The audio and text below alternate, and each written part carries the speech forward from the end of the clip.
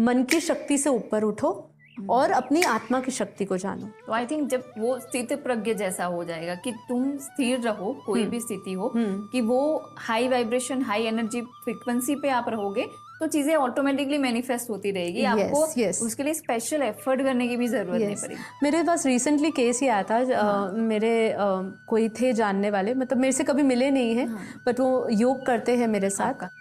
मैं ये शरीर, मन, बुद्धि, चित्त, अहंकार नहीं, मैं शुद्ध चैतन्य आत्मा हूँ। इसी भाव के साथ धीरे धीरे आप सभी भावों से ऊपर उठते जाएंगे, क्योंकि जब हम देह भाव छोड़ेंगे और आत्म भाव में प्रवेश करेंगे, वहीं से हमारी सच्ची यात्रा आत्मा की शुरू होती है। और उनका डिटेक्ट हुआ था कैंसर 3rd स्टेज का।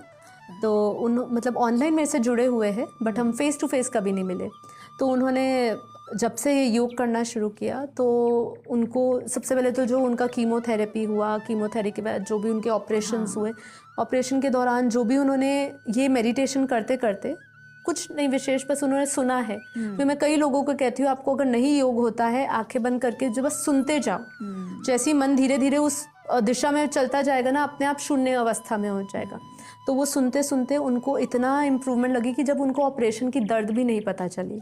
वो ऐसा खुद बताते हैं। अभी रिसेंटली उन्होंने ये भी मुझसे शेयर किया कि जो आप मैनिफेस्टेशन की बात कर रहे हो, कहते हैं कि मुझे नहीं पता, आज मैं 2-2.5 साल से बस यही कर रही हूँ, बस योग कर रही हूँ, और उन्होंने कोई आशा नहीं रखी कि मेरी ये इच्छा पूरी हो जाए। पर ऑटोमेटिकली जब आत्मा में बल आता है, तो ऑटोमेटिकली आपके पीछे चीज़ें अट्रैक्ट होने लग जाती है ना।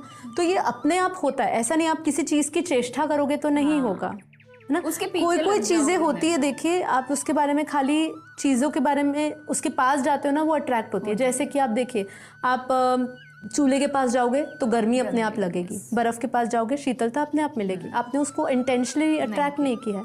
तो आत्मबल, आत्मशक्ति भी ऐसी है, जब आप जान जाते हो कि आपके अंदर अनंत सूर्यों की शक्ति है। आप ये खाली दे, तो ऐसे तो अनंत जन्म ले चुके हो, अनंत जन्मों के कर्म भी होंगे, वो आपको भोगने भी पड़ेंगे। भोगे बिना तो आपको मोक्ष नहीं है।